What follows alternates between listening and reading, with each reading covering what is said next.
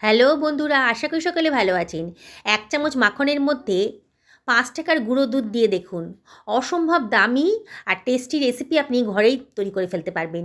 আর hotel রেস্টুরেন্টে কিনে খেতে হবে না। চলুন তাহলে বানিয়ে ফেলি।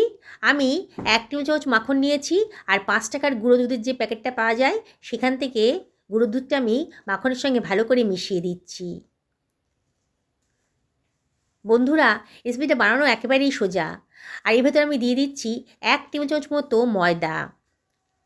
এবার এগুলো সব কিছু আমি ভালো করে মিশিয়ে নেব। এই রেসিপিটা দেখে নিলে পরে আপনাদের আর হোটেল রেস্টুরেন্ট থেকে কিনে খেতে হবে না। বাড়িতে এই অসম্ভব দামি রেসিপিটা বানিয়ে ফেলতে পারবেন। আমি গ্যাসের মধ্যে বসিয়ে দিয়েছি আর গ্যাসের ফ্লেমটা লো করে সব কিছু ভালো করে মিশিয়ে নিচ্ছি, যাতে মাখনটাও গলে যায় আর ময়দাটারও কাঁচা ভাব চলে যায়। রেসিপিটা দেখার পর আপনারা নিজেরাই অবাক হয়ে যাবেন যে এতদিন কতটা বোকা বনে গেছিলেন। হোটেল রেস্টুরেন্ট থেকে এই খাবারটা কিনে এনে খেতেন আর অনেক টাকা আপনাদের খরচ হয়ে যেত। আমি মিনিটখানেক খুব ভালো করে নাড়াচাড়া করে নিলাম। দেখুন, কালারটা কিন্তু আস্তে আস্তে চেঞ্জ হয়ে গেছে। বোঝাই যাচ্ছে ময়দার কাঁচা ভাবটা একেবারেই চলে গেছে। এবারে আমি ১ বাটি পরিমাণ জল আমি দিয়ে দিলাম। ছোটো বাটির ১ বাটি জল দিয়ে দিলাম। এবার সব কিছু খুব ভালো করে মিশিয়ে নিতে হবে, যাতে কোনো লাম্পস না থাকে। ময়দা আছে তো, অনবরত কিন্তু নাড়তে হবে, নাহলে কিন্তু পোড়া লেগে যাবে। দেখুন অনেকটাই ঘন হয়ে গেছে।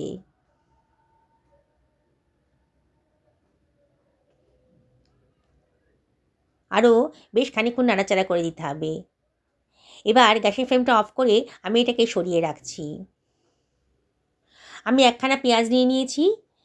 পেঁয়াজটাকে খোসাটাকে কেটে বাদ দিয়ে আমি পেঁয়াজটাকে খুব পাতলা পাতলা করে কেটে নিচ্ছি। বন্ধুরা, এই রেসিপিটা বাড়ির বড় থেকে ছোট, বিশেষ করে ছোটরা ভীষণই পছন্দ করবে। আর এটা বানাতে আপনার ৭ থেকে ১০ মিনিট টাইম লাগবে। সকালে তাড়াহুড়োর সময় বাচ্চাদের স্কুলের টিফিনেও এটা দিতে পারেন। আর বিকেলে যদি হালকা খিদে পায় তাহলেও এটা বানিয়ে নিতে পারেন। আমি আধখানা ক্যাপসিকাম নিয়ে নিয়েছি। ক্যাপসিকামটাকেও আমি কুচি কুচি করে কেটে নিলাম। আমি ছোট সাইজের ২ খানা গাজর নিয়ে নিয়েছি। গাজরগুলো খুবই ছোট, ওই জন্য ২ খানা নিয়েছি। গাজরের খোসাটা কেটে বাদ দিয়ে দেবো। আমি কিন্তু সমস্ত সবজি আগে থেকে ভালো করে ধুয়ে পরিষ্কার করে নিয়েছি, তারপরেই কেটে নিচ্ছি। গাজরটাকেও আমি খুব ছোটো ছোটো গোল গোল করে কেটে নিলাম। পাতলা পাতলা করে কেটে নিয়েছি, সরিয়ে রাখলাম। একখানা টমেটো নিয়ে নিয়েছি, আগে থেকে ধুয়ে পরিষ্কার করে নিয়েছি। টমেটোটাকেও আমি লম্বা লম্বা পাতলা পাতলা করে কেটে নিচ্ছি। খানিকটা পেঁয়াজ পাতা নিয়ে নিয়েছি, পেঁয়াজ পাতাটাকেও আমি কুচি কুচি করে কেটে নেব। আপনাদের কাছে আরও যদি কোনো সবজি থাকে তাহলে দিতে পারেন। এবার জল গরম করতে বসিয়ে দিয়েছি ১ বাটি পরিমাণ, আর হাফ টি চামচ মতো লবণ দিয়ে দিলাম। জলের সাথে লবণটাকে খুব ভালো করে মিশিয়ে নিচ্ছি। জলটা যখন ফুটতে শুরু করেছে তখন আমি ১ প্যাকেট পাস্তা দিয়ে দিলাম। এবার একটু নাড়াচাড়া করে নিচ্ছি। এবার এর ভেতর দিয়ে দিচ্ছি হাফ টি চামচ মতো সাদা তেল, নাহলে পাস্তাগুলো একটার সঙ্গে একটা লেগে যাবে। এবার সব কিছু আমি খুব ভালো করে মিশিয়ে নিলাম।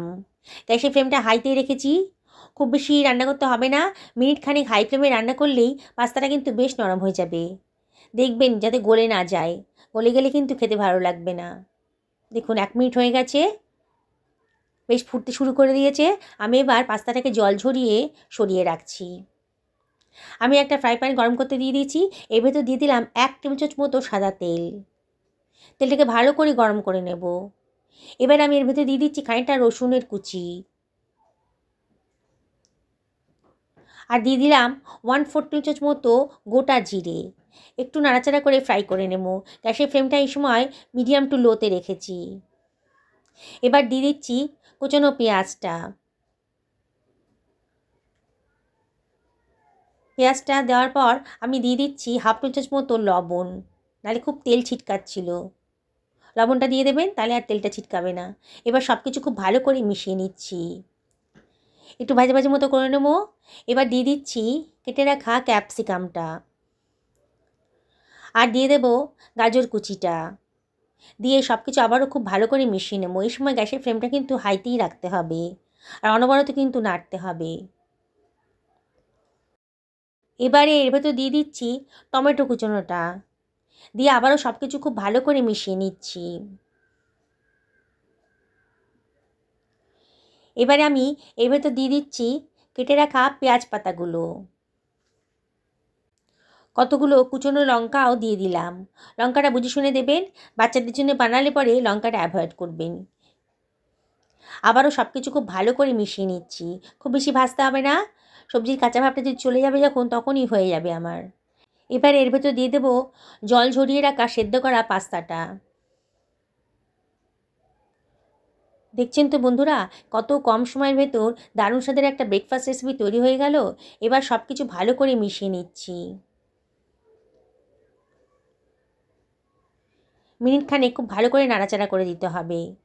যেসব বন্ধুরা আমার রেসিপিটা দেখছেন অথচ আমাকে এখনও সাবস্ক্রাইব করেননি, তাদের কাছে আমার একান্ত রিকোয়েস্ট, আমার চ্যানেলটা সাবস্ক্রাইব করবেন। পাশে থাকা বেল আইকনটা অবশ্যই ক্লিক করে দেবেন, তাহলে আমার রান্নার নোটিফিকেশানটা আপনারা চটজলদি পেয়ে যাবেন। আমার মিনিট খানেক ভালো করে নাড়াচাড়া করা হয়ে গেছে। এইবারে দুধ, মাখন আর ময়দার যে পেস্টটা বানিয়েছিলাম সেটা দিয়ে দিলাম। বাটিটা ধুয়ে একটু জলও দিয়ে দিলাম। দিয়ে সব কিছু আবারও খুব ভালো করে মিশিয়ে নিচ্ছি। গ্যাসের ফ্লেমটা হাইতেই রেখেছি, অনবরত কিন্তু নাড়তে হবে। দেখছেন তো বন্ধুরা, কত সহজ বানানো রেসিপিটা।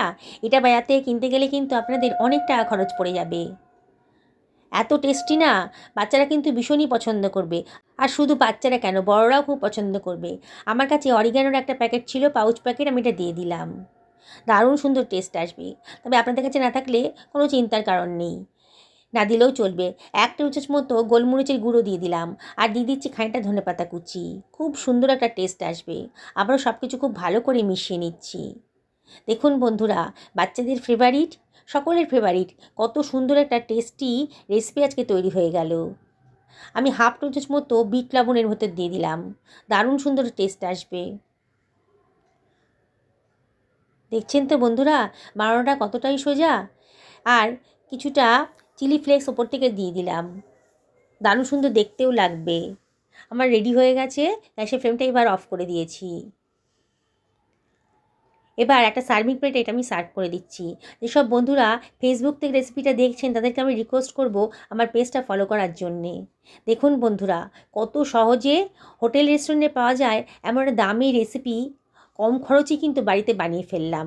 আর বানাতে দেখছেন তো কত কম সময় লাগলো, ঘরে থাকা উপকরণ দিয়েই কিন্তু বানানোটা হয়ে গেল। একবার যদি বানান না, বারে বারে কিন্তু আপনাদের এটা বানিয়ে খেতে ইচ্ছা করবে।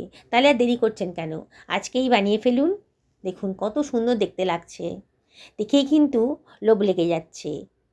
তবে বলি কি, যেদিনকে বানাবেন একটু বেশি করেই বানাবেন, নাহলে কিন্তু নিজের জন্য কিছুই থাকবে না। খাবার টেবিলে কাড়াকাড়ি পড়ে যাবে, এতটাই টেস্টি হয়েছে। আবারও আপনাদেরকে রিকোয়েস্ট করব, একদিন বাড়িতে বানিয়ে ফেলুন, সবাই কিন্তু দারুণ খুশি হয়ে যাবে। সবাইকে খাওয়ান, নিজেও খান।